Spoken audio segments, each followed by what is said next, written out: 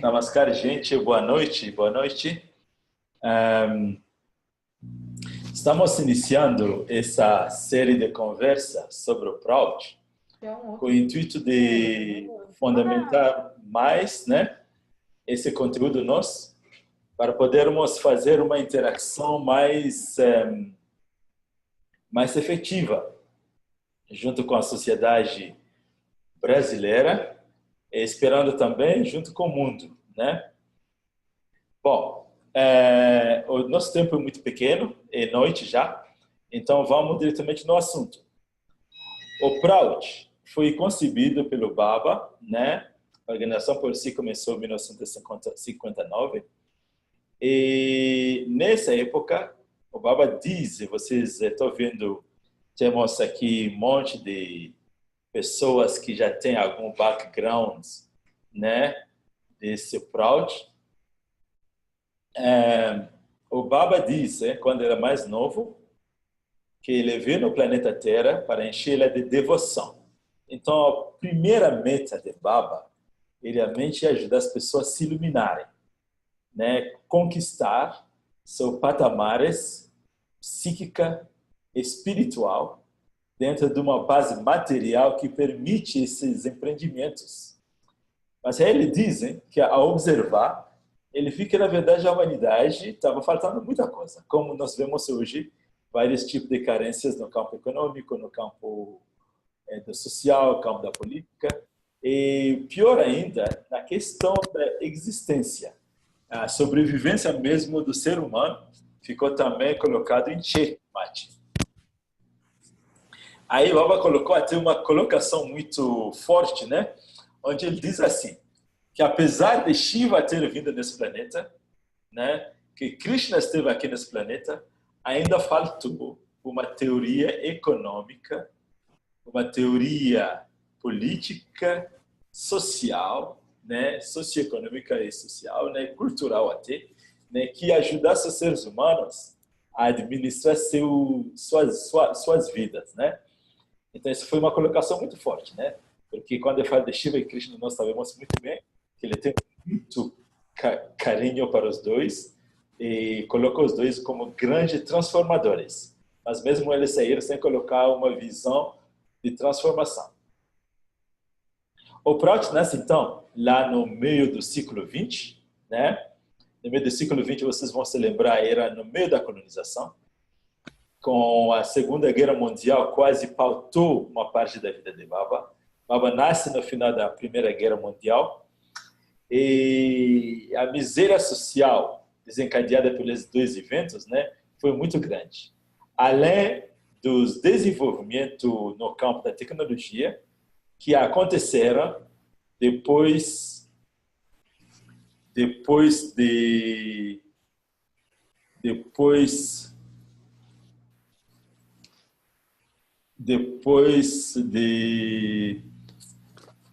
da guerra, né? Depois da guerra, a Alemanha de Hitler, né?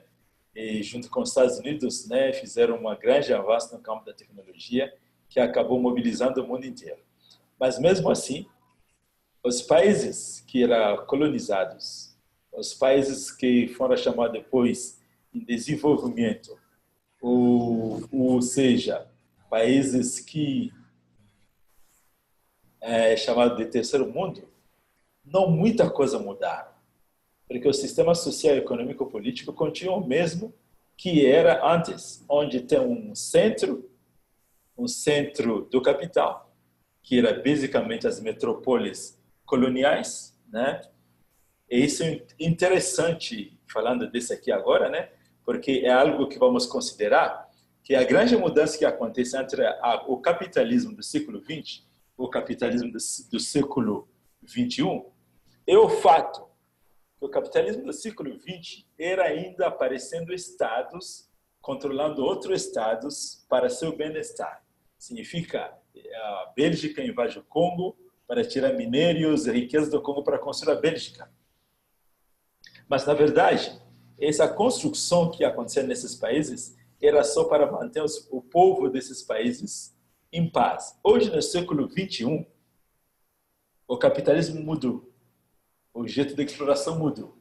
onde agora não é mais estados explorando outro estado para o bem-estar do estado. E agora alguns capitalistas bem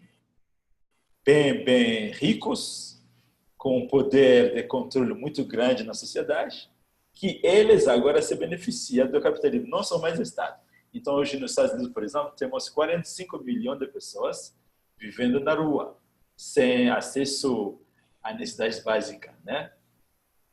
Essa é a grande sacada nessa diferença. Então, o capitalismo, apesar de apresentar um certo desenvolvimento, um certo melhoramento, ele não mudou seu sistema de colonização.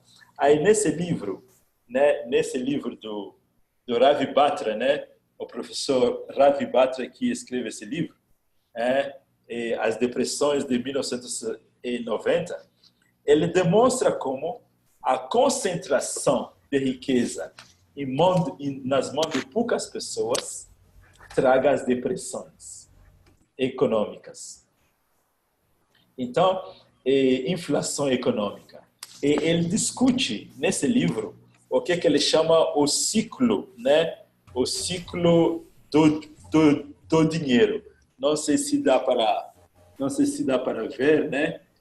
O ciclo do dinheiro e como que isso é regular, é cíclico. Não é alguma coisa que acontece uma vez porque alguma coisa não aconteceu bem. Ele demonstra que foi acontecendo, o estudo dele começa lá no final do século XIX, né? Demonstrando isso. Então, essa é a questão do capitalismo. Aí nós tivemos uma teoria que veio contrapondo lá no século XIX, né? Século XIX, no fim do século XIX, com 1917, para ser mais preciso, o comunismo. O comunismo parte de uma ideia muito parecendo socialista, amorosa, que se preocupa com as pessoas, mas os estudiosos de Karl Marx colocam muito bem que Karl Marx apontou os defeitos do capitalismo, mas ele não deu solução prática. Tanto assim que pessoas que se colocam bastante contra o capitalismo, o comunismo, colocam-se de uma forma bem assim, que Karl Marx não visualizou a implementação do comunismo nesse século. Ele esperava que o comunismo seja o resultado de um estado mais avançado do capitalismo, onde as condições de vida são fantásticas, e aí sim todo mundo poderia se beneficiar. A teoria não deu certo, pelos erros fundamentais, né, na sua base, né, erro em relação à questão humana, né, o não reconhecimento do ser humano, o não reconhecimento da força maior que move o ser humano, que é a questão da liberdade, inclusive a liberdade espiritual, né, a liberdade onde o materialismo virou a base da vida, né, trouxe o comunismo a sua máquina não ser capaz de andar. Me lembro, eu estava na Índia em 1987, 88, e Baba estava, na época, o presidente Reagan e Gorbachev estava discutindo sobre o desarmamento, e nesse momento específico, os monges estavam muito felizes, né, que vai reduzir as armas e tudo essa coisa. E o que aconteceu? Baba um dia acorda e fala assim: vocês não devem ficar tão felizes assim, né? Não ficar tão felizes assim porque essas pessoas são amigos para trás das cortinas, são amigos para trás das cortinas. E nessa colocação que nós não entendemos muito bem, porque quando você analisa a parte cultural do capitalismo e do comunismo, ou seja, as consequências na cultura, é quase a mesma coisa. O capitalismo, claro, fala que tem liberdade, que tem tudo isso, que o comunismo não tem liberdade, mas, na verdade, a liberdade do capitalismo como do comunismo e a não liberdade do comunismo são a mesma coisa, porque eles limitam o processo de desenvolvimento humano no campo materialista. O capitalismo, claro, ganha uma vantagem, que ela, não se limitando ao materialismo, ele acrescenta o elemento humano, que são os desejos inferiores, de primeiro chakra, segundo chakra, terceiro chakra, que são desejos do ego mesmo, se posicionando, se colocando e dominando todos os demais.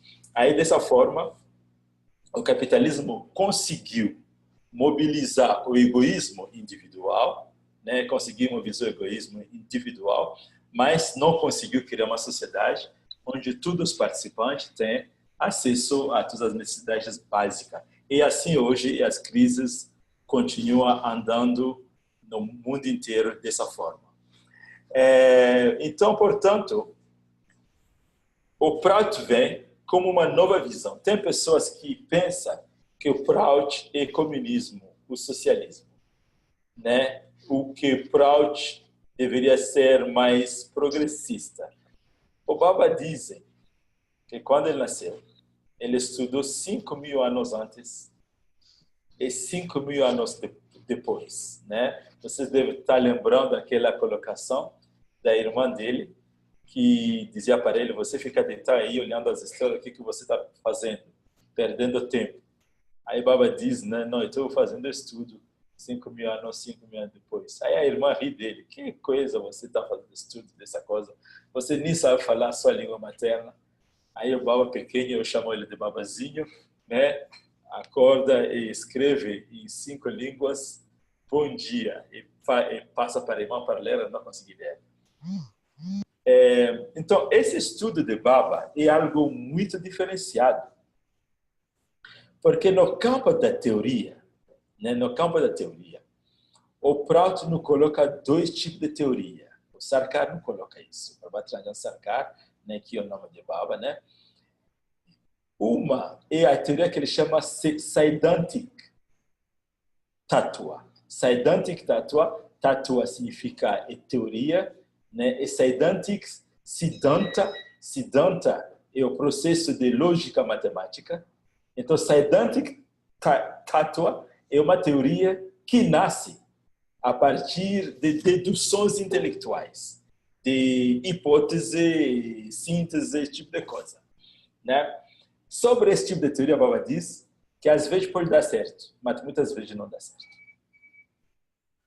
Agora, a outra teoria, né, que Baba coloca é para o Biomic Tattva.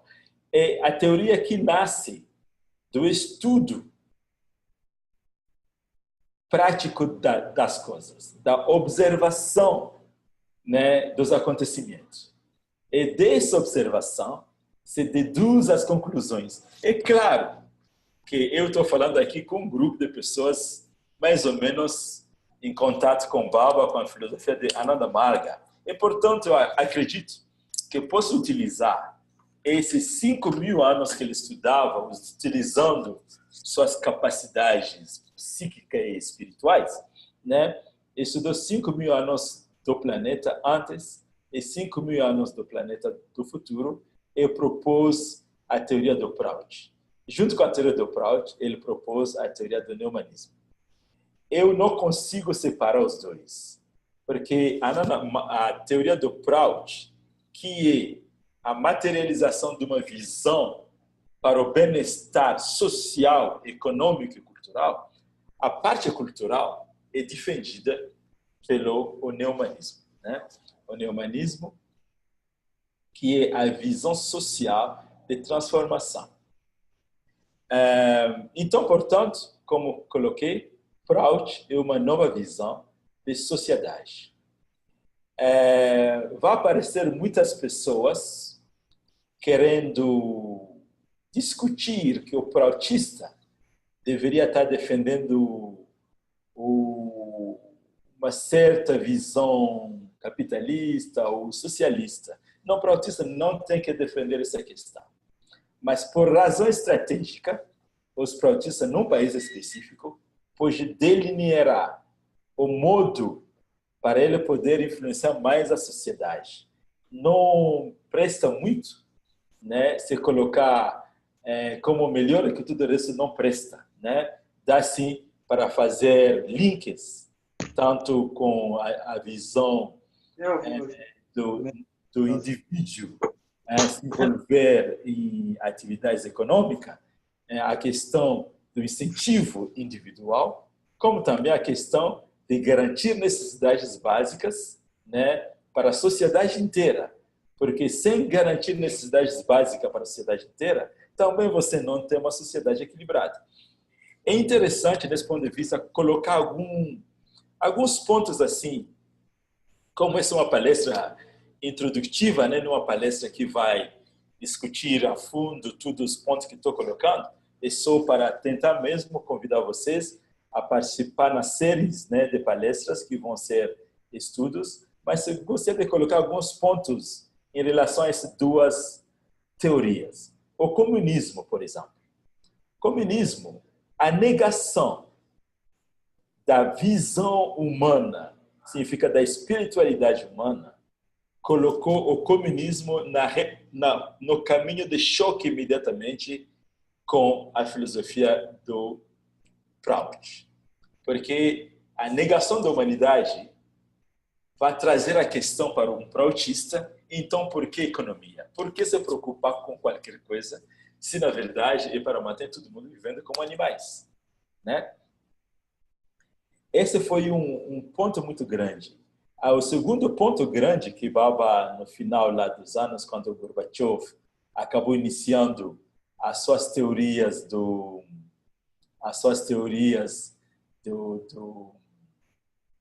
de abertura, né? De abertura e de melhoramento da Rússia, né? A União Soviética acabou se quebrando, né? Acabou se quebrando e os Estados Unidos ganhou mais espaço, né? Para controlar as coisas, né? Baba diz na época que exatamente o comunismo se atacou à espiritualidade. Por isso que ela teve uma morte prematura.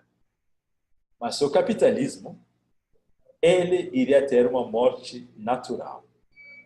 Aí já vou colocar para vocês um elemento interessante nessa discussão, porque na verdade esse estudo é para tentar criar um proutista assim, que consiga compreender as coisas sem muita dificuldade. Baba estava aprisionado, né? E no dia que foi libertado, um jornalista faz uma pergunta para ele, o Sarkar, você criticou bastante o comunismo, mas você não diz nada sobre os Estados Unidos, sobre a CIA, né? E Baba, de uma forma muito educada, uma forma maestral dele, né, diz assim: bom, até hoje a CIA não fez nada contra mim e, portanto, eu não tenho nada a dizer contra eles, né? Então, nesse ponto de vista, eu acho que vocês podem entender a questão da morte prematura do comunismo como esse ataque direto à espiritualidade, né? No livro do Devashish, a história do mês do Tantra, vocês vão encontrar a questão de como que a ideia de dominar a Índia pelo comunismo, né? A Ásia inteira era para ser dominada pelo comunismo, né? Mas quando chegou a vez da Índia, alguma coisa aconteceu e bloqueou esse processo. Esse em relação ao comunismo. Então foi bem claro assim, né? O Baba diz as potencialidades humanas são primeiro, aí depois vem os materiais, né? Em relação ao capitalismo, a colocação bem firme é que o capitalismo torna os humanos mendigos. Quando, na verdade, todo mundo nasceu com o princípio divino dentro deles e, portanto, eles têm direito de nascimento.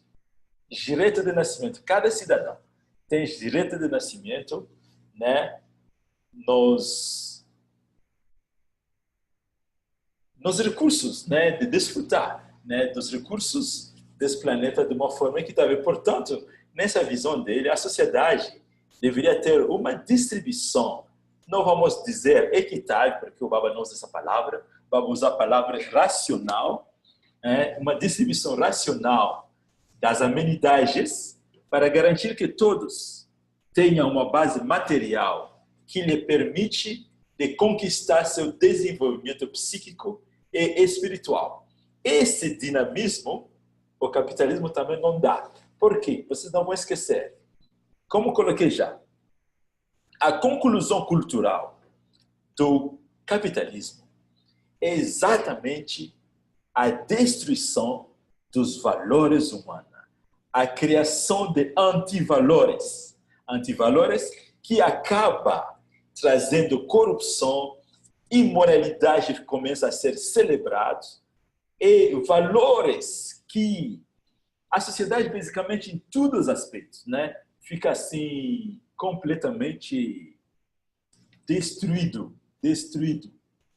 E dessa forma, o que acontece? Baba fala de um livro que seria interessante para vocês lerem, aquele livro que já está traduzido em português, Sociedade Humana, dos Ciclos Sociais. É lá que ele coloca muito bem como, na era do Vaishya, na era do capitalista. Capitalista não significa essa gente que tem luzinha aí nas ruas da cidade de São Paulo, de Porto Alegre, de qualquer lugar onde vocês estão. Essa gente são gente que estão tentando sobreviver. Sim, eles têm uma capacidade de Vaishya, significa eles sabem de uma forma movimentar a questão das mercadorias e trazendo riqueza na sociedade. Nós estamos falando disso. Estamos falando das mentes que Baba chama de demônios em corpo humano de uma forma assim, engravatados, bem bonitinhos, e que sustenta processos maiores de dominação e colonização. Essa parte do capitalismo, depois do comunismo, basicamente como uma força de transformação e de dominação de países e Estado, se esgotou de uma forma ou outra, né? Essas pessoas conseguiram continuar sua máquina de controle e dominação, a tal ponto que hoje, no planeta Terra, temos 1% da população controlando mais de 80% da riqueza do planeta. Nos textos coloca 50%, mas não é verdade. É muito mais que isso, porque quando você olha a contabilização desses grandes detentores de riqueza, você não encontra nessas listas os detentores de grande riqueza desta época do século XVII, XVI, naquela época onde essa coisa toda, né? E isso é interessante. Interessante, já que chegamos nesse ponto, colocar um outro elemento. O elemento que quando você observa, né? Quando você observa o processo de transformação, o Karl Marx, como um humanista, no sentido, né? Se ataca ao controle do capital pelos capitalistas, e aí o capitalismo começa a se modificar. Chegamos nos anos 1980, 1985, alguma coisa assim, vendo que no Japão eles começaram a dar, como se diz, os trabalhadores começaram a ter parte da empresa para eles. Então, não tinha mais só um capitalista, tinha agora os trabalhadores com parte da empresa. Mas mesmo isso incentivou mais as pessoas, se identificando com a empresa, começaram a produzir mais e mais, né? Mas essa parte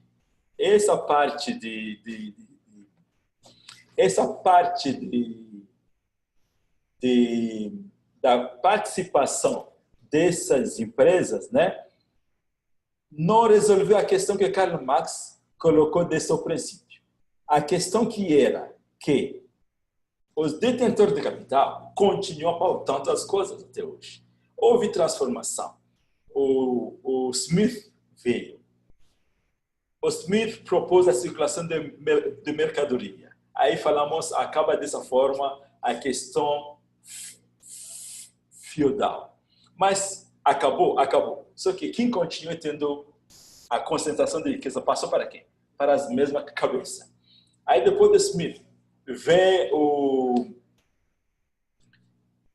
os outros teóricos, né, da economia, mas também não mudou. Quando chega nessa era hoje de neoliberalismo, né, com Friedman, a teoria do Friedman colocada como uma salvação, o que se observa? Que a concentração de riqueza dessas pessoas fica máxima, né? E uma cúpula pequena que parece, algumas pessoas, né, coloca, né, parece algo como um tipo de plutocracia global controlando o capitalismo. Agora, é interessante, de novo, é só comida para pensar, gente, né? Ok. Então, o capitalismo, como o comunismo, no seu aspecto cultural, é a mesma coisa. Isso já é um problema grande para o proutista, porque o proutista quer ver um desenvolvimento contínuo do físico. As pessoas mais se desenvolvendo vão gastar menos tempo na parte material e passar mais atividade na parte espiritual, na parte psíquica, na parte artística. Isso não acontece. Não acontece por quê? Com cada desenvolvimento material que aparece, as pessoas são desempregadas e as máquinas são utilizadas pelos detentores do capital. Então, qual é a outra questão que quero colocar? A questão mesmo dessa briga entre essas duas filosofias, né? Capitalismo e comunismo, né? Não deve ter essa briga. Os prautistas não devem perder tempo. Eu acho que está claro com essa apresentação, porque os dois nascem da mesma base, né? Da mesma raiz. Estou olhando aqui o tempo. Eu tenho uns 5 minutos mais para falar, antes de deixar vocês participarem e, quem sabe, abrir mais essa conversa, né? Uma conversa inicial. Quando eu era muito novo, Marg acabava de ser iniciado, né? Aí tinha sempre essa colocação toda, né? Do capitalismo na África, do comunismo, eles brigavam espaço lá o tempo todo. Eu procurava uma alternativa aos dois, porque os dois, era claro, nenhum deles atendia às necessidades humanas, de uma forma prática. Sem conhecer muito, sem se envolver demais, era claro que as duas teorias não atendiam às necessidades humanas. Né? Aí o Prout vem e me apaixonei imediatamente, porque eu estava lendo o Prout e estava pensando, pô, Baba está roubando minhas ideias, somente ele está colocando eles de forma mais bacana. Essa é uma qualidade que o Prout no humanismo tem, que ela parece nascer do coração humano querendo garantir o bem-estar da sociedade, né?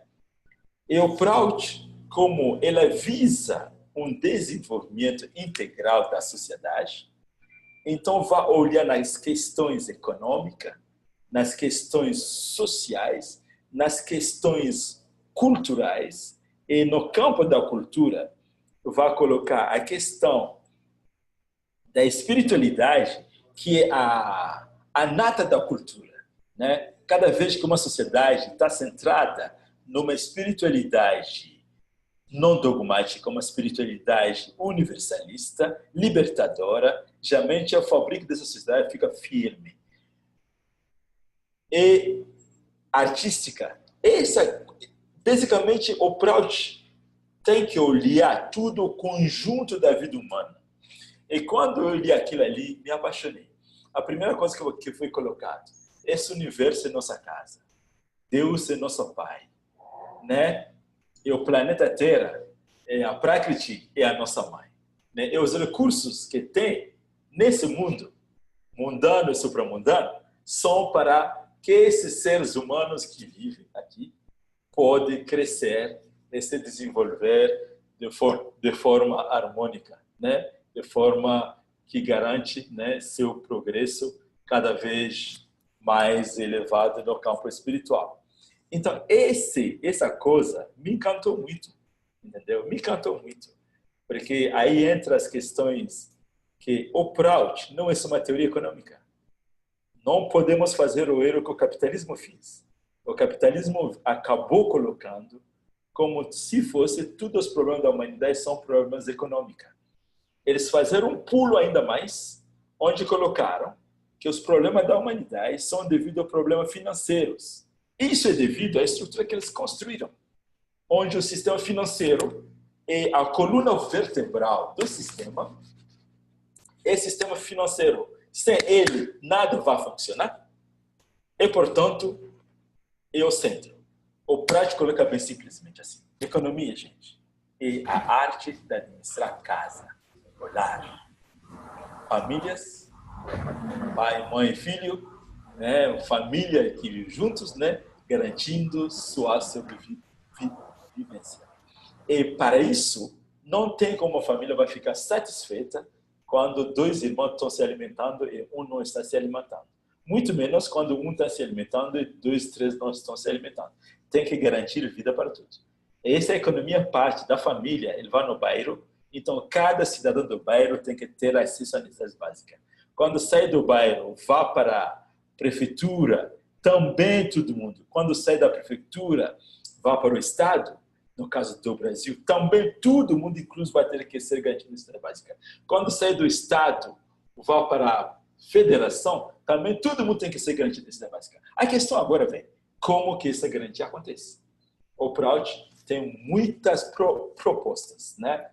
E com certeza as propostas são propostas que partem a estimular, né, o protagonismo individual e coletivo, né? Localmente, através de descentralização econômica. Não vou entrar muito nessas teorias todas, vamos ter a oportunidade de falar disso ali, né? Tem tudo a questão de organização social, tem todas as questões de fortalecimento de cultura para libertar as mentes, para tornar as mentes cada vez mais perto da sua própria essência, para poder trabalhar para o seu bem-estar. Vocês vão lembrar a frase que quando a educação não é libertadora, né, o sonho do oprimido é se tornar opressor. Isso aconteceu no capitalismo inteiro, isso aconteceu no comunismo inteiro, e isso está acontecendo no próprio Brasil, né, onde você encontra pessoas da classe média que estão chorando sobre o desenvolvimento, sobre um pouquinho de dinheiro que seria colocado no desenvolvimento de necessidades básicas de algumas pessoas, né? Não vou entrar nisso agora, mas dá para pensar, né? Dá para pensar. Um país como o Brasil também, 6 famílias controlam uma riqueza enorme do país inteiro. Então, claramente, uma concentração de riqueza muito grande, né? Que também é similar ao que estamos tendo aqui no mundo. Bom, gente, Prout, teoria de utilização progressiva. Nas primeiras aulas, acredito que vamos discutir sobre o que é teoria, sobre essa coisa toda, mas queria abrir agora, né, a porta para vocês, né, participarem, né, e quem sabe podemos trocar algumas ideias e sonhar juntos, né, sobre como queremos ver esse trabalho do Prout ir andando. Então, para o Brasil hoje, só para concluir, o Brasil hoje está numa situação interessante. Lembre-se, o capitalismo do século XXI mudou. O capitalismo do século XXI mudou onde o capital, o controle, não está mais nos países. Ninguém se importa com a América por ser como um país mais. Ninguém se importa com a Alemanha por ser, o Bélgica por ser, o Inglaterra por ser. Mas existe pessoas que dominam. Então, aquela briga antiga de África contra a Europa, isso não existe mais. A mesma miséria que o africano está tendo hoje, parte disso um monte de americanos estão tendo na América. E aí que fica interessante se compreender a natureza da exploração desse momento para poder se posicionar de forma libertadora. O capitalismo, o comunismo, o socialismo continuam ainda a atrair muitas pessoas, vamos dizer mais, o socialismo continua atraindo muitas pessoas, isso você pode ver nas suas universidades, e a grande parte das pessoas que se indignam sobre a miséria que a humanidade tem não são materialistas, então no sentido no sentido assim restrita daquela visão staliniana, né? Não são materialistas, são católicos, são cristãos, são yogis, são espiritualistas, e muitas vezes acaba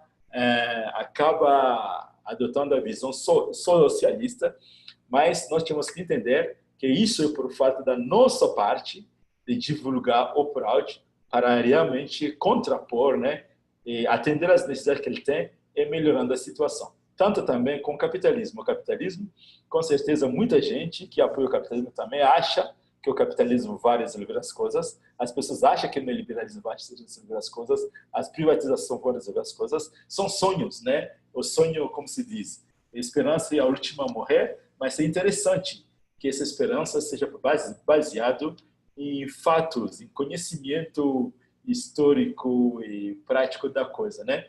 O neoliberalismo existe desde que eu me lembro como jovem e não resolveu o problema de nenhum país, então não vai resolver hoje. Então, qual tipo de movimento, qual tipo de atuação do Proud no Brasil realmente se torna algo interessante. Gostaria de pedir ao Hitendra, então, de ver se as pessoas podem começar. Estou pronto a abrir, né? E Hitendra, como que você organiza isso? Sim, podem falar, gente, por favor.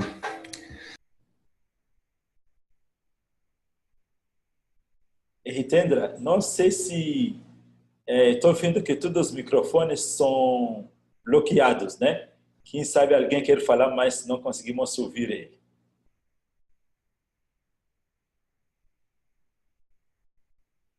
Namaskar, Dada. Ranjit. Namaskar, namaskar, namaskar. Eu vou começar então, porque eu tenho estudado o Prout e assim, eu concordo que não é comunismo, não é capitalismo, tá? Claro isso. No entanto, quando trata, por exemplo, quando fala que o ser humano é um ser social, quando fala em socialização das terras, que é um bem comum, né, de toda a humanidade e de todos os seres, na verdade. Sim, A gente não está se aproximando ao que, por exemplo, pelo menos os socialistas utópicos, antes de Marx, tá? Não estou falando de Marx, mas daqueles que contrapunham o capitalismo, que achavam já desde o princípio que vendo como o capitalismo foi implementado, né, através da exploração profunda do ser humano, né, eles reagiram com uma visão socialista, digamos assim. Eles são chamados socialistas utópicos, né, que propunham muitas coisas que têm vamos dizer assim, um paralelo com o Prout, né? Eu fazendo essa leitura do Prout, eu vejo uma semelhança, não com o comunismo marxista, né, implantado por Lenin, na verdade, né, por Lenin que criou o comunismo marxista na prática, né, mas simplesmente uma ideia profunda de que o bem deve ser compartilhado, os bens herdados, né, por todos que vivem no mundo devem ser compartilhados pelo bem comum, né? Pelo bem de todos, pela felicidade de todos. Nesse sentido, há um paralelo, caminham juntos a visão socialista um pouco, não? eu acho que colocaria assim que essa análise está certa porque quando você observa por que o comunismo pegou tanta gente gostando dela, exatamente por cantar esse slogan de igualdade, de acesso à necessidade básica a todo mundo. Basicamente, ele utilizou as fraquezas do capitalismo e mostrou que eles vão resolver aquilo ali. Aí eu me lembro algo interessante, isso no campo da teoria, tá? Você falou no campo da teoria, né? Que os teóricos antigos, né? Aí você veja que esses teóricos, quando eles chegam na Rússia, nos teóricos, quando o comunismo chega na Rússia, na verdade, não foi inicialmente o comunismo, né? Os bolcheviques que chegam na Rússia e dominam o espaço inteiro, e daí eles mudam do bolchevismo, eles transformam o bolchevismo em comunismo e internacionalizam essa visão. De uma forma, podemos dizer que algumas pessoas muito espertas cortaram esse processo das pessoas que você chama de idealistas, né? Que realmente pensava que realmente todo mundo tem direito à vida, né? Que o planeta é de todos, né? E que temos que criar condição igual para todo mundo, né? Agora, no momento que o bolchevismo é transformado em comunismo e se cria aquela coisa que chamava do comunismo internacional, comunismo como se fosse uma missão, né? De transformar todo mundo, né? Todo mundo em comunista, né? Aí você veja como essa maracutaia aconteceu. Hoje não temos tempo realmente de entrar nisso, mas eu vou colocar bem rapidinho, que vocês vão ver. Eu estava na faculdade na época, e a maioria dos meus colegas era por essa visão socialista. 1900, se não me lembro, 85, 87, alguma coisa assim. Gaddafi é bombardeado pelos americanos. E a informação vem que Gaddafi foi bombardeado e os russos sabiam, os comunistas, né? Mas que eles deixaram isso acontecer porque o Gaddafi não seguia os mandos do Moscou. É aí que eu acordei, analisando, aí você veja, o mesmo sistema de dominação do país que o capitalismo, o centro do capital tinha, você tinha Moscou como centro do comunismo e todos os outros países eram periferia. Exatamente na mesma molde, no mesmo molde de trabalho, de controle e de dominação, né? Aí que realmente muda. Então, o que as pessoas vivem mesmo, o que eles conhecem mesmo, em grande parte, pouco as pessoas conhecem esses idealistas. O que as pessoas conhecem exatamente o sonho grande do comunismo, né, que não deu certo. E como colocamos, né, encurtaram o caminho. Karl Marx esperava que depois da sociedade se industrializar e que todo mundo tenha condição de vida apropriada, aí vai se criar condição para a implementação do comunismo. O comunismo, para se implementar no século XIX, passou por aquela coisa que ele chamava de social engineering, ou seja, engenharia social. E essa coisa era tratamento de choque mesmo, né? Tratamento de choque para forçar as pessoas, né, a aceitar a visão nova, né, que ninguém é contra. E aí que a disputa vem. Quando é implementada no mundo inteiro, você não encontra nada dos idealistas. E tudo um idealista um pouquinho na Cuba, mas mesmo lá também seguia a cartilha de uma forma, né? Acabou realmente não sendo o sonho inicial. Assim que eu colocaria essa questão, né? Podemos analisar outra vez sobre como que o comunismo foi energizado, como que essas revoluções aconteceram. Aí, questão da história, podemos entrar nisso. Mas, nessa visão acadêmica, eu acho que essa seria a minha resposta.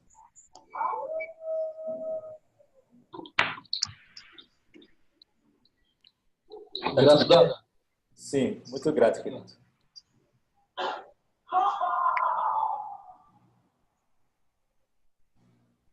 Seria que tem uma pergunta a mais? Ou uma colocação?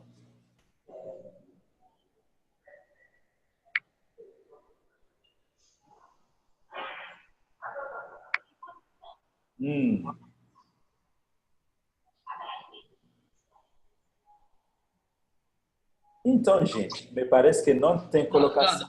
Então, eu vou colocar uma coisa para você falar, por favor, se possível, das bases neomanistas, né, do Prout. Né? Porque o Prout, pelo que eu entendi, enquanto as pessoas forem fundamentalmente egoístas, né, ela quase que fica inviável, né, no sentido de que ele é movido pelo amor universal, né, pela fraternidade, pela empatia, e, né, e procurar o autodesenvolvimento naturalmente, né, com espaço para as pessoas buscarem sua realização em vários campos, né, material, psíquico, espiritual. mas entendendo a grande fraternidade, né? Uma outra ótica que não é a ótica que a gente tem hoje sobre o capitalismo, né? Então, você poderia falar sobre as bases humanistas?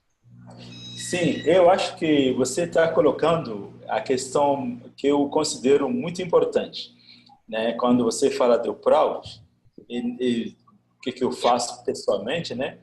E primeiro é fundamental, de uma certa nível, essa questão humanista, né? Como foi colocado aquele slogan, para uma Purusha é nosso pai, para uma Prakriti é nossa mãe, e o universo inteiro é nossa casa.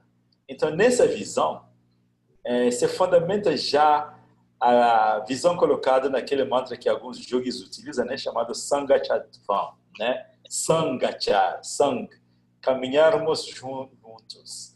Gachar é caminhar, sang é caminhar perfeitamente, sem esquecer de ninguém, sem deixar ninguém para trás, né? Aí o humanismo parte nessa visão de preservar essencialmente aquele tesouro mais importante da humanidade, o amor do coração humano. Que esse amor, quando ele cresce mais, se torna a bhakti, né? A devoção, né? O amor para todos, né? Para todas as plantas, minerais e animais. E o neomanismo entra, vocês vão lembrar que algumas pessoas vão dizer, faz pergunta até, né? Por que neomanismo, ao invés de falar do humanismo? Exatamente porque o humanismo, apesar de ter sido uma boa ideia, ela não teve meios para implementá-lo. Ficou no campo da palavra e muito menos no campo da atuação, de conviver. Você não se torna neomanista só porque você leu um livro neomanista sobre o neomanismo. Você se torna neomanista adotando práticas neomanistas, né? Incorporando atitudes neomanistas. Como, por exemplo, a sociedade humana é uma e indivisível. Esse se chama Ekmanav Samaj. Ekmanav Samaj. Sociedade humana é uma e indivisível. Isso já vai contra qualquer tipo de um país controlar outro país, de um povo controlar outro povo, né? As visões do que são no neomanismo, que são a visão de desenvolvimento psíquico, que vai colocar a liberação do intelecto. Isso aí é fundamental, porque o Baba coloca bem claramente que o ser humano é físico, psíquico e espiritual. Entre os três, o físico é só atender às necessidades básicas. O espiritual já está feito, é a iluminação. Só que a pessoa... Agora, o psíquico, né, que é o elemento fundamental para os humanos, né? Para os humanos, né? Nosso campo psíquico é o campo que nos move mais que qualquer outro campo.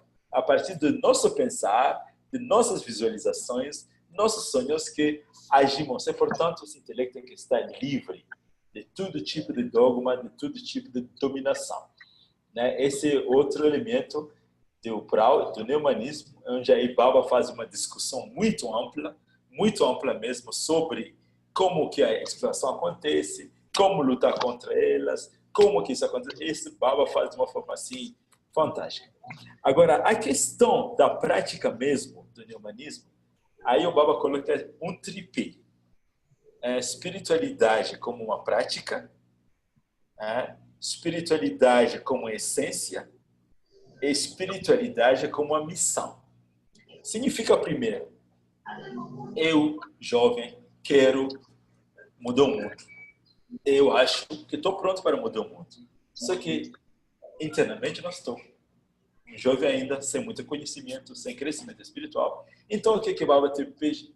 De cuidar do seu desenvolvimento espiritual, com uma prática regular de 2 vezes ao dia. Com a prática de expansão das partículas ectoplásmicas, que é meditação, a mente humana começa a abrir sua visão, seu jeito de ver as coisas e de compreender as coisas. E começa a se conectar com seu meio ambiente. Então, a teoria de respeitar animais e plantas acaba não sendo mais imposta de fora para dentro. Ela começa a nascer de dentro para fora. Eu tenho muitos casos, inclusive eu mesmo, depois de ser iniciado, eu recusei de ser um vegetariano. Pratiquei meditação asanas por 6 meses.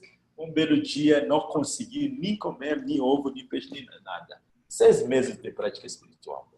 Então, naturalmente, a espiritualidade com prática amplia o espaço mental e abrange o nosso sentimento de eu, que é associado, na verdade, com o nosso sentimento de amor a outros seres. Esse é o primeiro elemento. E daí já vou colocar que não significa que todo mundo tem que se tornar amarga, danando amarga. Sim, significa que as pessoas têm que fazer práticas espirituais de expansão psíquica, uma forma de tantra, né? Claro, se eles quiserem fazer prática de Ananda Marga, melhor ainda, não vamos chorar para isso, ao contrário, Baba deixou tudo um sistema organizado de prática espiritual. Agora, a segunda questão, a espiritualidade como essência. Aí tu te conecta, a pessoa está conectada com a sua espiritualidade, está vivendo aquilo, está se tornando aos pouquinhos um ser espiritual, né? E desse aí vem a espiritualidade como missão. A missão de trazer essa bem-aventurança no planeta inteiro, né? No planeta inteiro, entre as pessoas. Então, esses 3 elementos formam o neo-humanista, né? E você vai ver na consequência na educação neo-humanista, né? O Baba coloca que para ser educador neo-humanista, a pessoa tem que ser primeiramente espiritualista. Senão, ele não vai conseguir trazer dele mesmo esses sentimentos altos da espiritualidade. Então, o humanismo assim que colocaria a gente, né? E o humanismo do passado que fica expandido de forma interna através de uma revolução nuclear da pessoa, transformação interna e começa a abranger a comunidade inteira. Eu vou dizer já aqui que o nosso planeta, pela inércia de grupos querendo dominar outros grupos, de países querendo dominar outros países, de raça querendo dominar outra raça, existe uma inércia grande nessa transformação do neo-humanismo para chegar no humanismo pleno. Aí você vai ver a implementação disso no Proud. O Baba coloca salvaguardas. Como que você vai sair de economias pequenas do terceiro mundo a criar paz no planeta inteiro? Esse, por exemplo, vou colocar já, porque isso também é importante, essa visão. O Baba coloca a questão de Samaj, que é a questão de descentralização econômica. Ele coloca muito bem, que quando você tem um país altamente desenvolvido, no lado de um país menos desenvolvido, uma região menos desenvolvida, a tendência é que o país mais desenvolvido vai dominar o menos desenvolvido. E, portanto, o que tem que fazer? Tem que proteger o menos desenvolvido para alavancar seu patamar de desenvolvimento, para chegar no nível onde agora ele pode se relacionar de igual a igual com o outro. Aí, nesse momento, não precisa nem de proteção mais. Os dois vão mergir e formar uma união. No século XXI, muita gente fala da nova ordem mundial. A nova ordem mundial é uma visão fantástica, no sentido, a nova ordem mundial, a visão que ela tem de ter um governo mundial que é fantástico, o que ela nos apresenta como é apresentada, é com certeza uma continuação do domínio planetário pelo um grupo de plutocratas, né, de oligarcas, né, desse planeta, né? O que o Baba coloca? O Baba coloca nela. O governo mundial vai ser construído a partir desse processo de emancipação, libertação e crescimento para eliminar as guerras e fome e todo tipo de miséria no planeta Terra e para o planeta Terra poder começar a se colocar no concerto planetário com os outros planetas, né? Entrando em contato com eles. Então, nessa visão que o humanismo traga uma visão de desenvolvimento muito grande, uma visão muito alta, né, que vai pautar, que vai indo pautando o tempo todo as mudanças pró-autistas. E aí, de novo, é interessante que colocamos isso. Quando o Prout fala de liberação intelectual, por exemplo, o neohumanismo fala da liberação intelectual, né, do intelecto humano, aí vai pautar a questão das línguas, para gerar autonomia nas pessoas, dignidade. Eu sou brasileiro, eu sou feliz de ser brasileiro. Vou lutar para tornar esse Brasil ser bem. Não significa que não vou lutar para a Argentina. Não significa que não vou lutar para a América. Mas com certeza não vou permitir que a Argentina venha dominar o Brasil e começar a pegar recursos que poderiam ajudar o Brasil a se desenvolver, a alimentar muitas crianças, e levar esses recursos para a Argentina ou para a América. Agora, se o Brasil está desenvolvido o suficiente e tem condição de ajudar um país menos desenvolvido a se desenvolver, é claro que o humanismo vai pensar nesse tipo. Então, a visão do serviço, a visão do bem-estar individual vai pautar a questão econômica, vai pautar a questão política, né? Como que a política vai ser decidida, vai pautar a questão, até hoje, a geopolítica mundial, hoje, é uma geopolítica de controle e dominação, que tem mais armas mortíferas, controla a tomada dos demais. Isso, do ponto de vista humanista, é muito baixo, entendeu? É um nível de controle da humanidade através do segundo centro energético, através de medos, misérias e doenças. O humanismo quer todo mundo livres. Livre para pensar, para imaginar, para criar, para se desenvolver. Isso vai pautar as relações internacionais, o neo-humanismo. E como que vai ser implementado na prática? Vai ser através do Prout, né? Dos conceitos que o Prout nos dá para atender às necessidades humanas, né? De diferentes povos. Por exemplo, o Baba questionava muito todo mundo que chegava da América Latina. O Baba perguntava sempre sobre os índios. O que vocês estão fazendo para os índios? Que via da África perguntava sobre os pigmeus, sobre os zulus. Né? São um povo que ninguém se preocupa. E vocês podem ver pelas políticas vigentes no país, no Brasil hoje, continua os índios sendo explorados, né? No campo neo-humanista, né? E está sendo mal. E, naturalmente, quando o Brasil se relaciona com os outros países, pessoas sofrendo desse tipo de psicologia não conseguem se colocar de forma digna, de forma de igual a igual, quando vão tratar com o alemão, quando vão tratar com o americano. Porque, naturalmente, eles vão se sentir inferior e vão se tornar como... Entendeu? O neo-humanismo tem muito a contribuir no campo cultural da revolução, transformação proutista, né? E o Baba coloca, por exemplo, né, a questão de transformação na educação. A educação é fundamental, entendeu? A educação neo-humanista que vai revolucionar esse pensar, vai questionar a história, a própria história, como nós a conhecemos hoje, que é a história contada pelos vencedores. A história da Segunda Guerra Mundial. O que é essa história da Segunda Guerra Mundial? A história contada pelos vencedores. O Hitler foi mal, sim, foi mal. O Stalin foi, sim, também foi. O Churchill foi mal, foi também muito mal. Mas um cara só pareceu como o mal de tudo, o Hitler. Os outros se tornaram santos até, independentemente do que fizeram. E a história aqui é contada pelo vencedor para moldar a mente da sociedade de forma a conduzir a sociedade como eles bem entendem. Esse o humanismo vai entrar, né? Então, o campo é muito grande da aplicação do humanismo no Prout, né? E, portanto, acredito que um bom proutista tem que ser um bom humanista. Um bom humanista vai entender que o humanismo não é questão de ler um livro, mas de fazer a prática espiritual, de ter a espiritualidade como prática, ter a espiritualidade como essência e ter a espiritualidade como missão. É muito interno. A transformação começa de dentro para fora.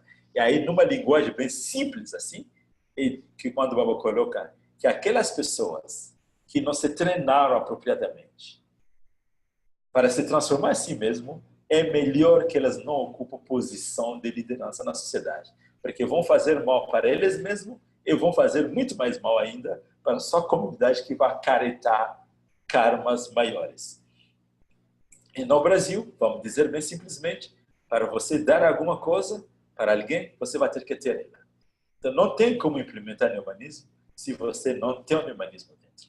Não tem como dar amor para alguém se você não tem amor aqui dentro. E essa é uma luta planetária. E na própria, vou dizer isso aqui para os pratistas, né? Na própria Ana Marga, também é uma luta de estabelecer um humanismo num patamar altíssimo, que permite o desenvolvimento integral do planeta inteiro. Alô, namaskar. Namaskar, namaskar. Eu estou vendo aqui book, mas não estou lembrando qual é o nome do book. Sou eu, Anil, Dada. Namaskar. Oh, Anil. Namaskar, Anil. Tudo bem? Muito bom, querido. Então, eu queria fazer uma provocaçãozinha. Sim. Na verdade, não é provocação, não, mas é uma questão que eu acho que, assim, do que eu tenho estudado, lido e tal, e também, assim, pegando ganchos do que você falou agora recentemente também, agora, nas suas respostas, colocações. Sim. Fazer só uma contextualização. Então, é o que eu vejo, né? Quando a gente faz, vamos dizer assim, não é levantamento, mas olha as coisas pela perspectiva da história, ou da forma como as coisas acontecem, né? De acordo com tempo, espaço e pessoa, né? As críticas, né, bem contundentes que Baba faz sobre o comunismo e também, claro, o capitalismo, né? Eu vejo elas assim, aí é uma visão minha, né? Eu vejo elas assim muito atreladas à realidade daquela época, né? Então, quando a gente lê sobre comunismo e capitalismo pelos olhos de Baba, né? Ou, enfim, do que a gente lê nos livros de Prout e tudo, Sim. a gente está assim lendo pelos olhos de Baba, fazendo lógico que com toda a visão holística dele, com toda a visão de 5.000 anos para trás, de 5.000 anos para frente, mas ainda assim um corte daquele momento. Né? Enfim, é pelo menos a forma como eu tenho enxergado. Por que eu estou falando isso? Porque hoje, e foi até um comentário que eu fiz num grupinho aí que a gente tem, Sim. eu estou achando muito interessante que o que acontece hoje é que os países ditos comunistas, né? Vamos pegar aí assim como os dois maiores exemplos, né? Que são, na verdade, as duas potências que estão ainda, vamos dizer, resistindo ao imperialismo, né? Do capital, do mercado, né? Que tem assim os Estados Unidos como seu maior representante. Mas aí a gente pega a China e a Rússia com políticas socioeconômicas. Não estou nem querendo entrar no âmbito do espiritual, porque é como se a gente estivesse falando assim para um público que nunca escutou falar de Prout, né?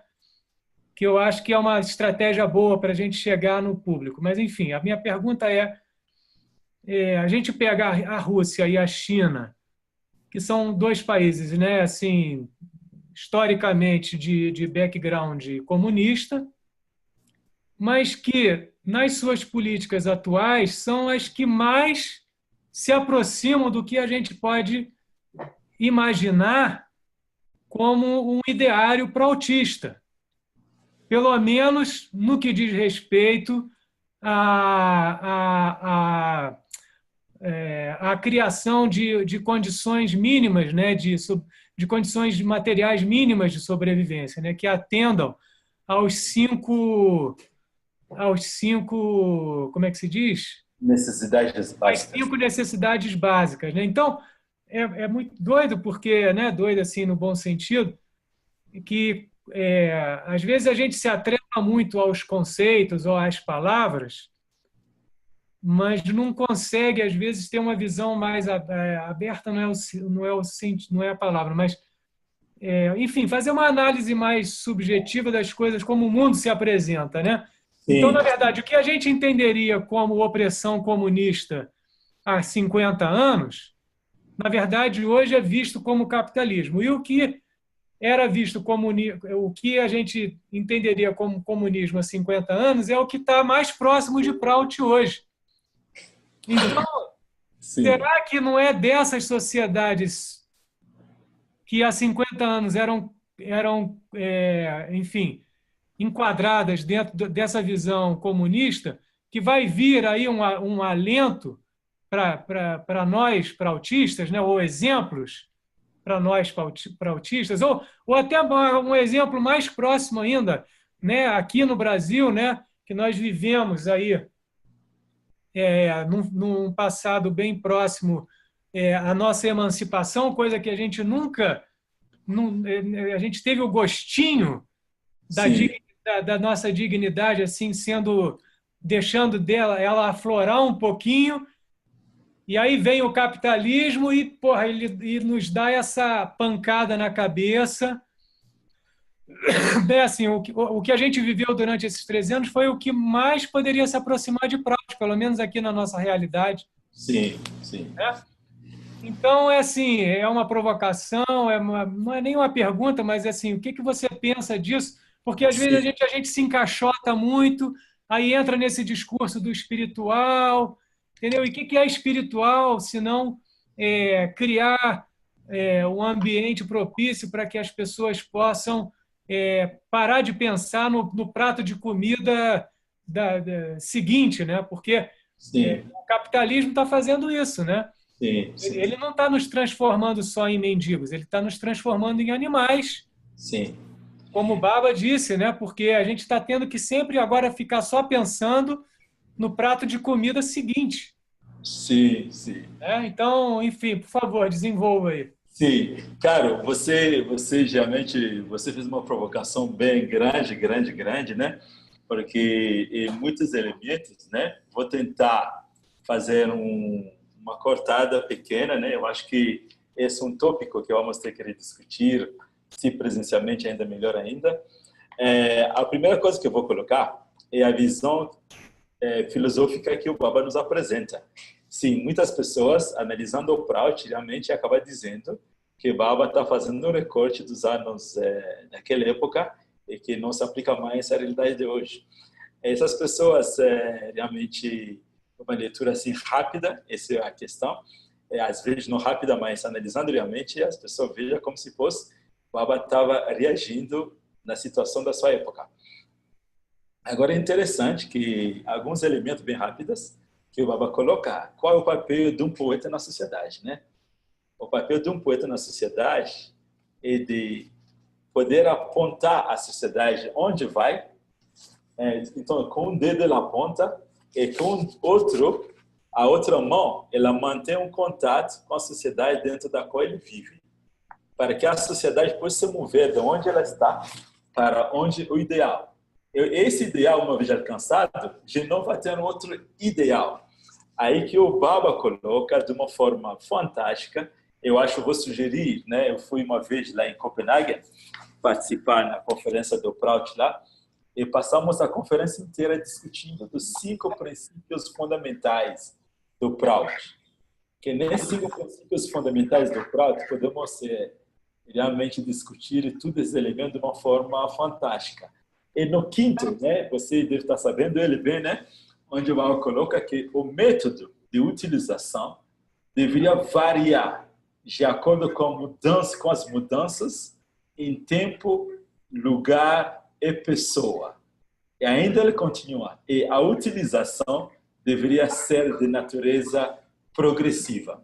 Eu estou lendo isso aqui, esse livro do Manifesto do Prout, escrito pelo Dada Krita Shivananda, para dizer que o Baba, na verdade, ele não parou no tempo, não. O Baba soube do dinamismo, como acabamos de falar, do neumanismo, do impacto que o neumanismo faz na mente humana e a busca de aprimoramento que isso vai levar e que vai gerar o motor mesmo de transformação indo com choques de coesão. Essa é uma coisa que eu queria colocar em relação à teoria por si. Agora, quando analisamos hoje a situação hoje da Rússia e da China, realmente a Rússia, o Putin, um cara, você deve ter visto isso também na minha página do Facebook, né? Eu gosto de colocar as contraposições da Rússia, né, do Putin em relação à política hegemônica, né? Não hegemônica, mas a mídia global, né? Canta uma mesma coisa, né? Realmente parece uma contraposição. Mas interessante quando você entra mais profundamente em dois aspectos. Eu vou primeiro colocar o aspecto da formação desses estados.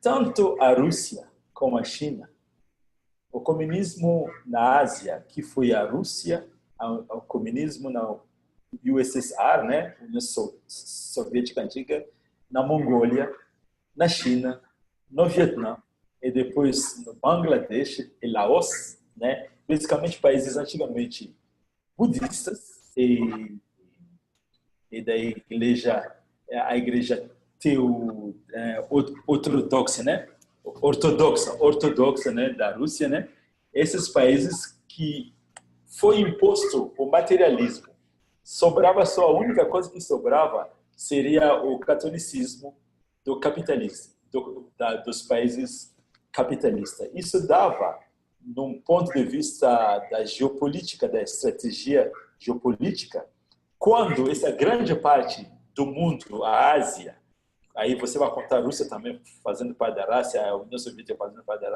da Ásia, né? Se involucrando, se aprofundando profundamente no materialismo e, portanto, reduzindo seus patamares mentais, no final, iria cair numa depressão muito grande. E isso aconteceu onde se abriram ao capitalismo. Quando está acontecendo, o capitalismo teria ainda o cristianismo, os valores cristãos, como base do capitalismo. E você vai ver o capitalismo, os valores do cristianismo são muito perto um do outro. Cristianismo simples, tá? Não estou falando os místicos cristãos, né? Os místicos cristãos são caras, né? Coloquei no meu Facebook aí hoje o renascimento da religião ortodoxa na Rússia, pelo grande escritor russo, né, Solzhenitsyn, né, que mostra como que o materialismo de ambos, capitalismo e comunismo, vão destruir os dois, tanto nos Estados Unidos como nos países assim. Então, a Rússia sim luta, mas ela está ainda impregnada com isso. O Baba diz, com o fim do capitalismo, a esperança foi para o fim do comunismo. Aliás, eu quis falar, com o fim do comunismo, a esperança da população partiu para o capitalismo. O capitalismo, como aplicado na China alguns tempos atrás, era brutal demais. Brutal demais, não respeitava nenhum tipo de direito da grande população. Sim, a China hoje está se contrapondo. Então, sim, podemos dizer que tanto a China como a Rússia hoje estão bloqueando essa hegemonia total, né, do capitalismo americano. Mas lembrando que estamos no século XXI, o que é realmente o capitalismo americano? Se não é, na verdade, o controle da América pela grande estrutura econômica capitalista, que ela não tem país, entendeu? Ela não tem país. E essa estrutura, aí esse é o segundo ponto importante que não podemos esquecer.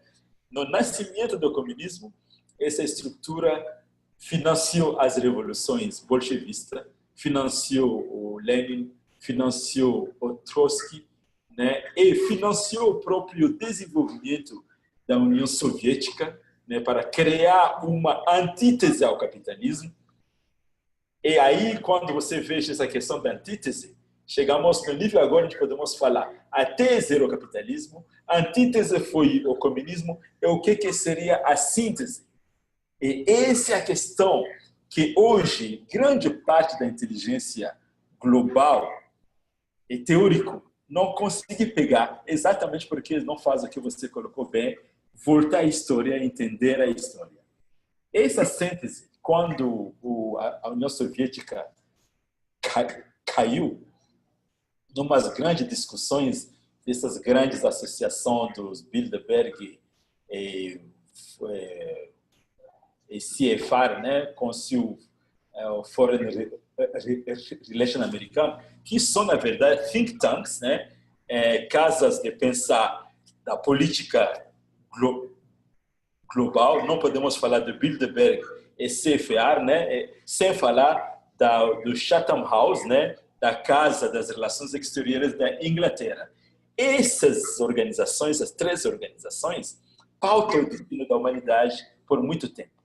Inicialmente foi a Chatham House da Inglaterra, que criou o filho dele da CFA. A América, basicamente, um braço alongado dessa América serve como uma arma militar e protetora da questão econômica. Quando você veja que nessas organizações, o Kissinger, né, você vai lembrar desse grande diplomata americano que coloca que em todas as experiências de controle da população, né, a experiência, aí ele coloca, isso é interessante, que nós temos que ler entre linhas, né? Ele coloca assim, que a experiência do chairman, ele não colocou o nome de Mao Tse-tung, ele coloca a experiência do chairman Mao Tse-tung foi a mais sucedida. Uma experiência seguida pelo Deng Xiaoping, que fez as correções necessárias, foi a mais sucedida, e que esse vai ser, o comunismo da Rússia não deu certo, o capitalismo dos Estados Unidos também não deu certo, e, portanto, a decisão de quebrar fisicamente esses países, né, para poder criar uma situação que aparenteia de uma certa forma, né, a situação da China comunista. Então, a minha reticência, né, eu gosto muito desse esforço de não deixar que a América, ou essa política americana, controle e domina todo mundo e manda para cá, para lá. Eu adoro e respeito isso, mas ainda não pulo exatamente dizendo que esses países estão fazendo o prático. Por quê? A visão do Putin, do Moscou, hoje, é uma visão onde eles falam da multipolaridade. A multipolaridade, basicamente, se contrapondo à visão da unipolaridade, onde um país, um monopólio, a América controla todo mundo e manda acima de todo mundo, junto com seus aliados anglo-saxões e alguns membros da União Europeia que estão junto com eles e mandam todo mundo. A Rússia quer não. Vamos criar pontos de poder diferentes. Mas nesse centro de poder, o que vai ser? O que o Baba falou do internacionalismo. Você vai lembrar disso. Quando o Baba fala na nossa filosofia, ele fala mais do universalismo e não do internacionalismo. Ele diz que o internacionalismo é outro tipo de nacionalismo. E o nacionalismo, você sabe o que ele fala? Apesar do nacionalismo, o sentimento nacional de nascer numa terra boa, né, ele acaba sendo também uma máquina de dominação e exploração. O internacionalismo, que seria, então, a Rússia, a América, a China, o Japão, a Alemanha, a Inglaterra, esses polos de poder controlaria o mundo inteiro. Basicamente seria assim, se você quer me permitir, né, se você pode me permitir, né, parece os cachorros mais fortes, né, se coloca como os líderes e guia os outros. Isso é contra a visão do Proud. O Proud. Agora, a visão americana do unipolaridade e de criação de um governo mundial, a palavra governo mundial é interessante para os protistas, porque realmente o governo mundial seria o universalismo. Mas como que se cria esse governo mundial? Você sabe como que está acontecendo no Brasil hoje, através do neoliberalismo, significando a concentração de riqueza em mão de pouco. E todos os países seriam bem pobres, não teriam recursos mais, porque os recursos são privatizados. Seria basicamente os líderes desses países seriam mero administradores de condomínio. Com a crise do capitalismo que já está no ar, que vai acontecer, todos esses países periféricos estariam em muita dificuldade, inclusive muitos países avançados, né, da Europa também estariam em dificuldade. Seria mais fácil impor, nesse caso, né, o governo mundial como solução para criar a paz mundial. Essa visão é muito errada. Por quê? Porque da história sabemos muito bem que a partir da época feudal nunca foi passado o dinheiro acumulado para as massas. Então, se uma situação de crise acontece, onde os bens e riquezas são concentrados numa pequena plutocracia, eu temo que continuamos a mesma exploração, onde teríamos uma cúpula plutocrata tendo uma vida excelente e uma grande massa de indigentes que, na verdade, estão sendo ajudados. Aí teria todo tipo de conclusão, de redução da população, de todo tipo de coisa, que basicamente seria o que a China a política da China hoje. Capitalismo do Estado, capitalismo econômico e comunismo político. É isso que de um lado você tem unipolaridade com essa coisa, capitalismo do Estado e comunismo política, e do outro lado você tem a multipolaridade, que é uma multipolaridade que dá poder a esses que já são poderosos, e os países pequenos, vamos falar, o país como Ruanda, na África, qual vai ser a voz? Não vai ter voz. Né? O país como...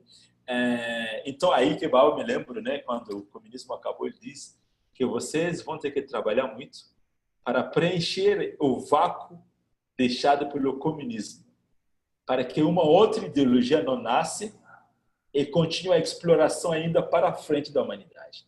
Porque, naturalmente, tu, como eu e outras pessoas que querem ver que a humanidade não tenha ninguém explorando, acaba gostando da Rússia e, quem sabe, também da China. Mas, no nível assim mais profundo, esses dois países também, exatamente por falta da espiritualidade, que é um elemento muito importante na visão de transformação, eles acabam achando que materialmente criando uma situação vai melhorar o resto, né? E a minha experiência das minhas visitas na Cuba, fiz algumas visitas lá, fiz visitas na Venezuela, você veja realmente que o materialismo não consegue atender nem as necessidades psíquicas das pessoas. O sonho de garantir necessidades básicas através do materialismo não é possível, porque não considerando o aspecto psíquico da humanidade, eles acabam chutando o próprio pé, atirando no próprio pé.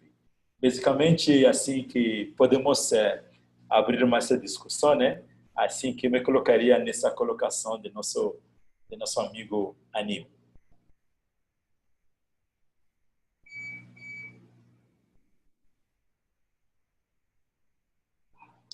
Tá tudo bem assim, Aníbal? Se eu conseguir assim seguir o teu raciocínio, se eu falar alguma coisa diferente, você me corrija. Sim. Mas o que eu consegui captar do que você falou é que essa visão, vamos dizer assim, você vê o domínio do capitalismo nos levando a uma visão universalista. Uma visão pseudo-universalista, porque você vai ter uma plutocracia, pequeno número de pessoas que comanda uma grande massa de população. E isso não nos representa. Tá, porque assim, uma coisa sei lá, aí que tá. Deixa eu tentar entender melhor, então. Sim. A visão, o fato de Rússia e China almejarem estar buscando um mundo multicultural, na verdade, significa uma ascensão dessa plutocracia. É isso que você falou? Na verdade, a Rússia, ela também só plutocracia ela tem. A China também tem. Então, esses poderosos, pensa assim, uma vila, uma cidade, onde tem alguns mafiosos, né? Aí os mafiosos mais fortes, né, acabam criando uma regra de convivência entre eles. Esse seria, para mim, que eu vejo como se chama essa multipolaridade. Claro, o Putin como pessoa, quando ele fala, né, ele fala essa questão de respeitar as culturas, essa coisa toda, né? Espero que um dia chegue nisso. Mas eu vejo essa, como se diz, essa dicotomia, essa briga, né, entre essa visão unipolar e multipolar, está comprovado. Esse unipolarista está querendo um governo mundial, uma estrutura única, né? Os multipolaridades estão querendo ter uma estrutura onde outros países são aceitos. Claro, quem vai segurar esse poder são os mais poderosos, né? Os mais poderosos que vão ser os garantores. Só que como nós sabemos, tu e eu sabemos, que o desenvolvimento psicoespiritual dessas pessoas não chegou no nível assim onde vão garantir isso amorosamente. Você pode ver isso pelos acontecimentos que estão acontecendo lá na Síria, entre a política da Israel, da Síria e do Irã, e a posição que a Rússia tem. Você pode ver o jogo de xadrez que a Rússia faz para garantir seus interesses, antes de garantir os interesses nem da Síria, nem da Rússia, nem do Irã. Então, o interesse individual vai continuar pautando esses garantores. E, portanto, os países mais pequenos não vão ter voz. Ou vão ter um voz, mas sem muito impacto, porque na visão do governo mundial que o Baba tem, é que nenhum país vai ter mais de um voto. Que todos os países, todas as samajas, vão ter a mesma capacidade de votar. E essa igualdade você não vai ter nessa visão de multipolaridade. Esse é o núcleo. Então, eu vejo esse dinamismo de briga no lado capitalista, estrutura monolítica. Por que eles querem? Porque está comprovado que até que existe Estado-nação, vai ter as guerras. Cada país vai querer aproveitar acima do outro. O internacionalismo também não foi aceito, até provável, porque o internacionalismo também é essa visão de um país mais forte expandindo. Então, o universalismo vai vir do choque desses dois. Não sei como que você regrar. Nesse momento da história, maio de 2018, apoio completamente os processos que a Rússia está tentando fazer para bloquear uma hegemonia total de um poder hegemônico no planeta inteiro. Mas temos que saber que isso é uma etapa transitória, não é uma etapa que vai ajudar a estabelecer o prático assim. Esperamos que desse choque de ideias, né, entre esses dois grandes, um dia chegue a entender, né, que o universalismo é melhor, né? Assim que eu tendo a discordar. Sim, vamos lá, querido. Não, não quero nem continuar, vai se estender, mas eu só queria... eu discordo. Eu acho que não é por aí, não. Eu acho que se a gente pensa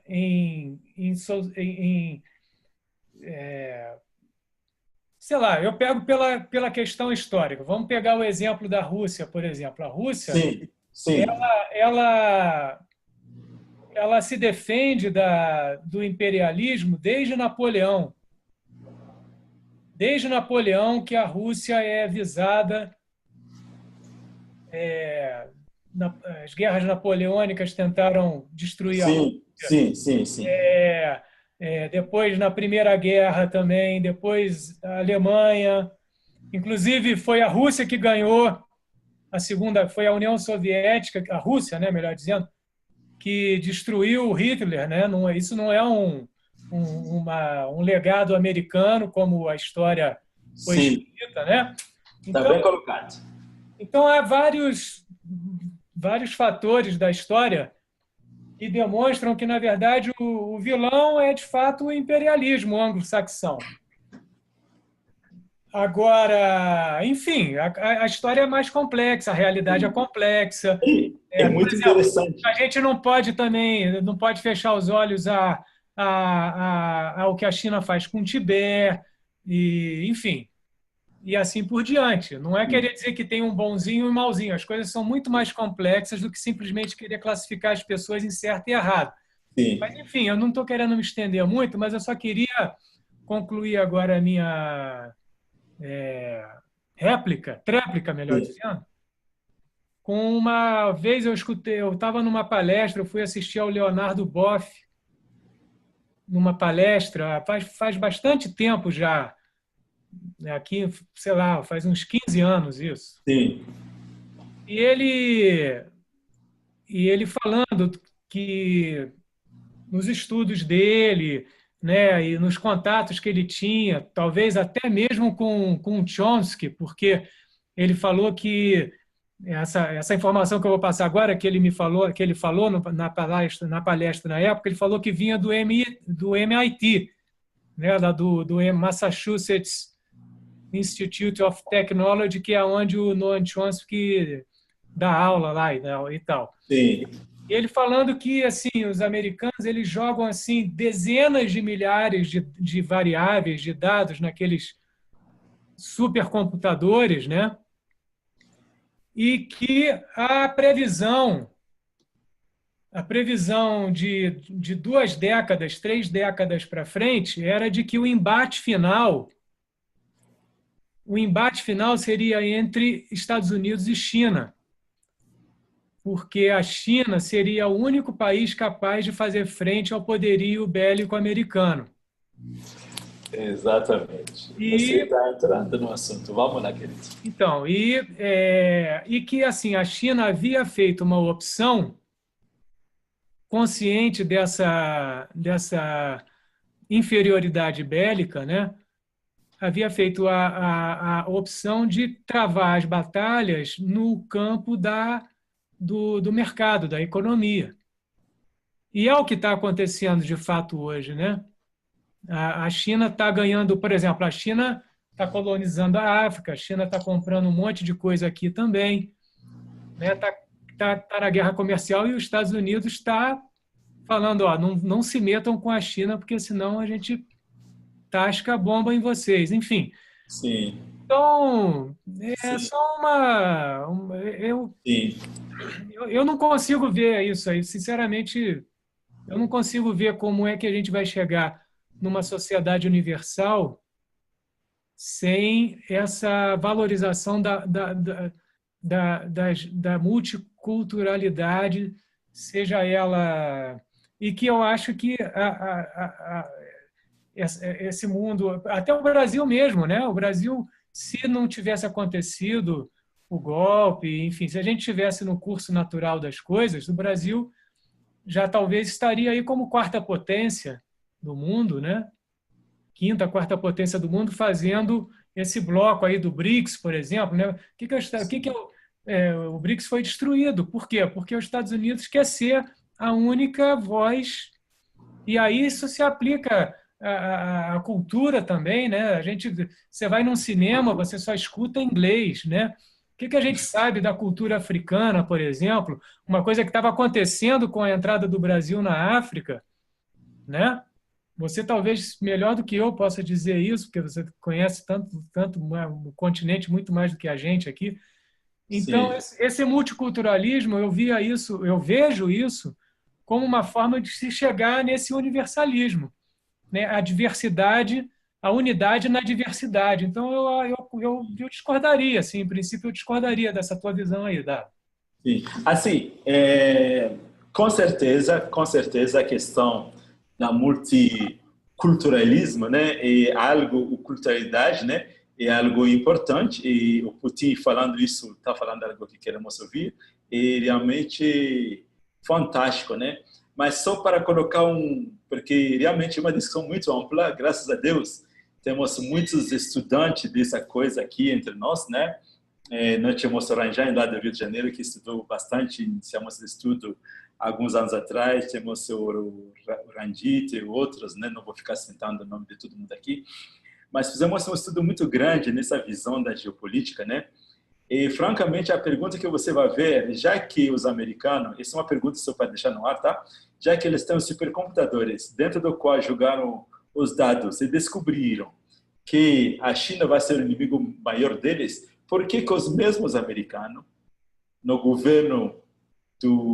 fim do governo do Ronald Reagan e do Bush pai, declara a China como parceiro preferencial de cooperação e começa a desmantelar a indústria americana e montando a indústria na China, onde basicamente a China faz leis que qualquer implementação de indústria na China vai ter que dar 50% a 51% da propriedade da China com transferência da tecnologia. Basicamente, a própria América, sabendo que o inimigo maior dela vai ser a China, em poder aparecer realmente capaz de ser inimigo.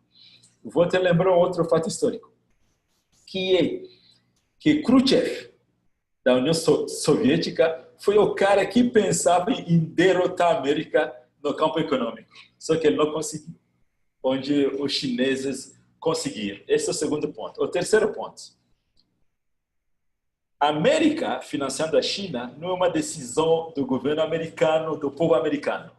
É uma decisão do Estado profundo americano, né? Dos caras que mandam na América. Tanto assim que o Trump, né, é eleito como presidente porque ele vem com o slogan: vamos tornar a América grande uma vez mais. De novo, né? América Great Again. Né? Ele quer trazer de volta a indústria para a América, ele quer tornar aquela América potente, que é exatamente o contrário que o Bush fez desse Reagan. O Reagan que iniciou o neoliberalismo junto com Thatcher lá na Inglaterra, Reagan, Bush, os dois Bushes e Obama, tudo que fizeram era, na verdade,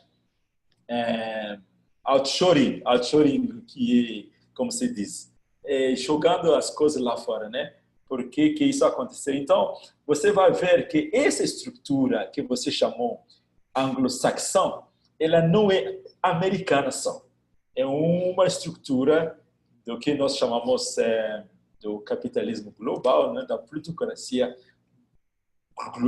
global, a mesma plutocracia que investiu, né, na criação do comunismo na Rússia, na União Soviética, na criação do comunismo na China, que até tem documentos também em relação a isso, tem provas, né, que eles treinaram os líderes desses países. Mao Tse-tung não saiu a partir de uma livraria lendo os livros e se tornou um grande revolucionário. Você sabe, para fazer uma revolução precisa de muitas coisas, e um cara que trabalhava numa livraria não tinha essa possibilidade. Então, essa gente cria essa coisa toda, né? E no final faz esse estudo, né? Aí você vai ver. Um livro que eu posso aconselhar de novo mais, que seria interessante, é o livro chamado Moral e Dogmas. Moral and Dogma. O autor chama Albert Pike. O Albert Pike que faz uma previsão desse processo de caminhar dessa época antes da Primeira Guerra Mundial, né?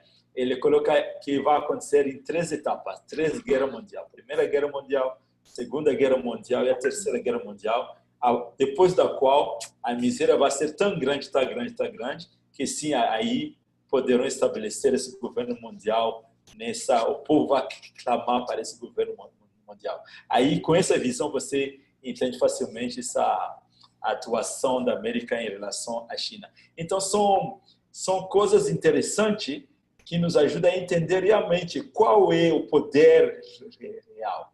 Já que o capitalismo do século XXI, do século XX, que era países controlando o país, passou no século XXI a grupos governando países. O Baba, me lembro, nos anos 88, cada dia que acordava, durante uma semana inteira, perguntava: vocês conhecem o que é GGS?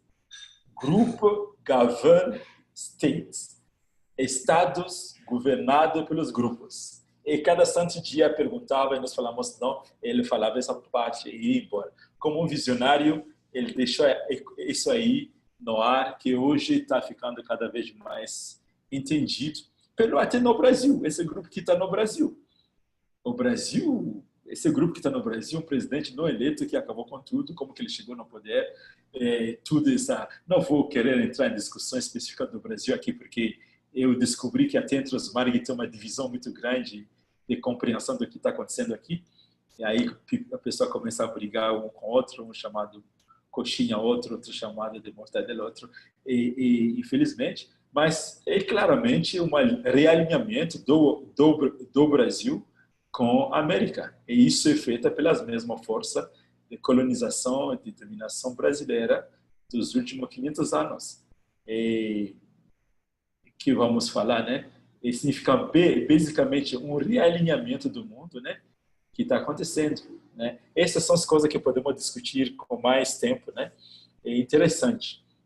Mas o bom no mínimo na sua colocação inicial, que o Baba se concentrou só na política do século XX, na situação econômica do século XX, entre as guerras, é a colocação que eu coloquei do método de utilização, que tem que variar de acordo com o tempo, pessoas e lugar, né? Tanto no nível individual como coletivo.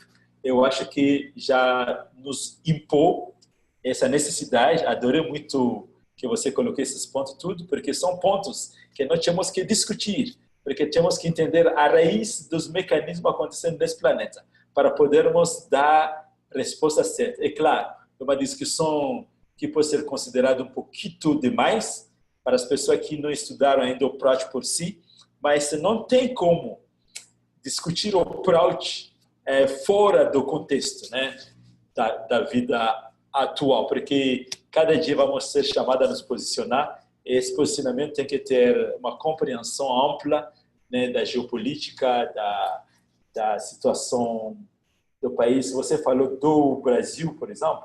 Eu fui para a África quando o Lula estava presidente, com a abertura dessa linha Brasil-África muito grande. Todo mundo fala que o Lula foi apoio aos ditadores do Brasil, da África.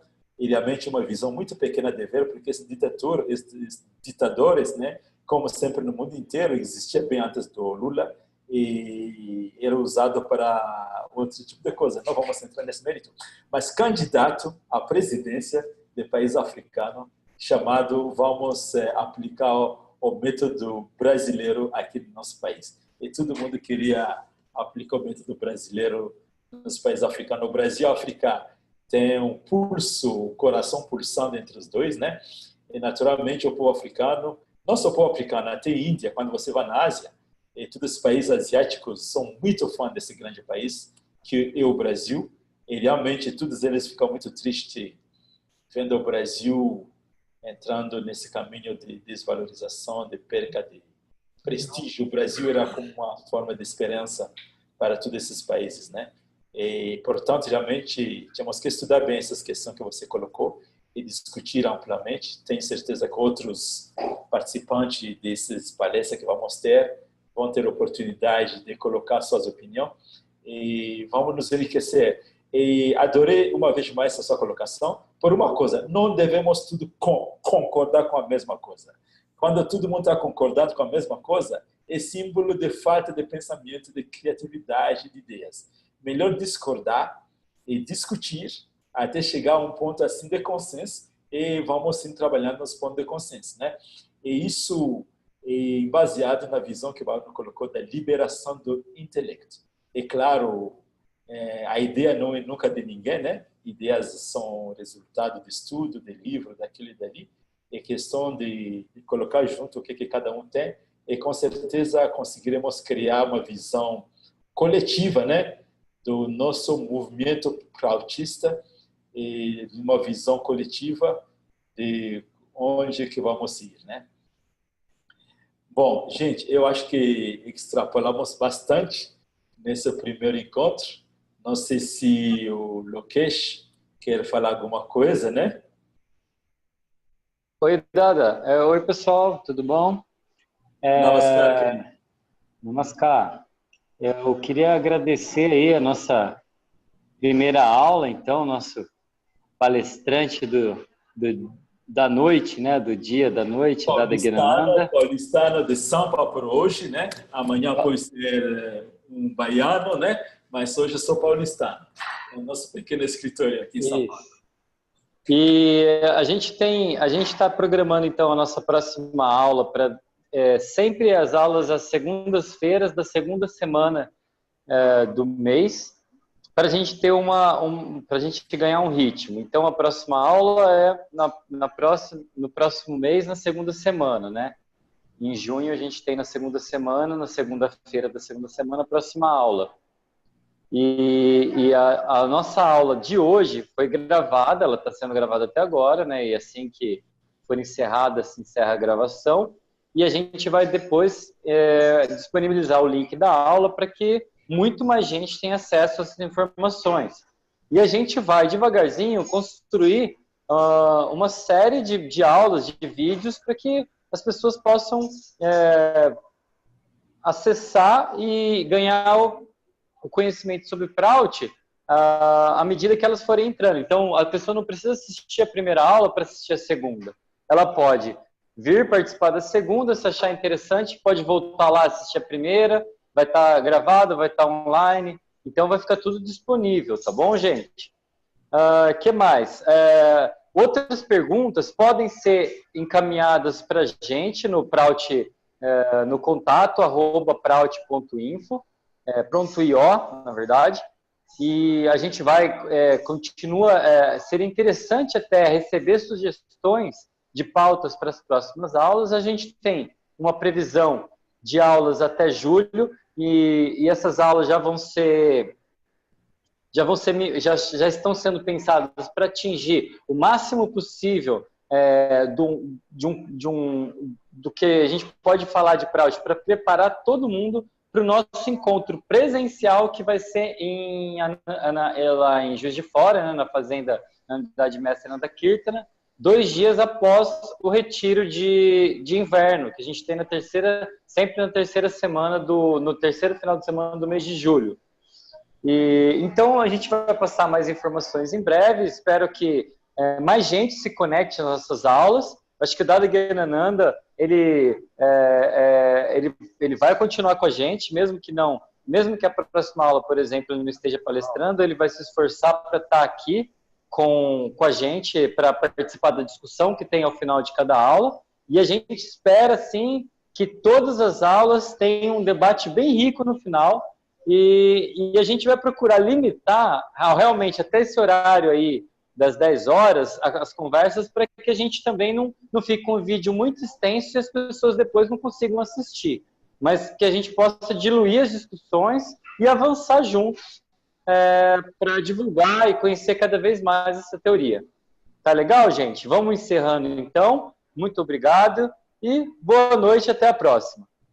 Namaskar. Estou muito agradecido, Lokesh, pelo trabalho dos prautistas, né? Estou falando Lokesh aqui, mas tem mais prautistas, né? Hitendra, que providenciou a plataforma, outros que planejaram uma discussão que vocês têm. E realmente é algo assim fantástico. Dada Ranendrananda, que é nosso chefe do Prout no Brasil, na América do Sul, né? Que também está acompanhando esse trabalho inteiro. Muito, muito agradecido pela sua oportunidade, e vocês que participaram, que aguentaram até agora. E realmente não dá para fazer das 20 até 22 horas, vai ser inviável, né? Mas é incrível que vamos ter a oportunidade de discutir mais, né? De conversar presencialmente para nivelar os pontos de contenção de diferença. Diferenças são bem-vindas, são fantásticas. Em francês chamamos, digamos que, da choque das ideias que nasce a luz. Muito, muito obrigado a vocês todos. Namaskar.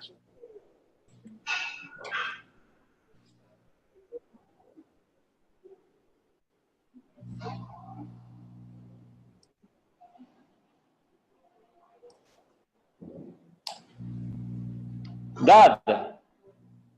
Acabou? Por favor, encerra aí, que você está como host, e você encerra e aí termina a gravação. Obrigado. Como que eu faço isso? Porque esse cara é iletrado nessa novidade. No canto... Vou fazer aqui. Vai ter um encerrar em algum canto aí. Beleza. Do you want to stop cloud recording? Yes.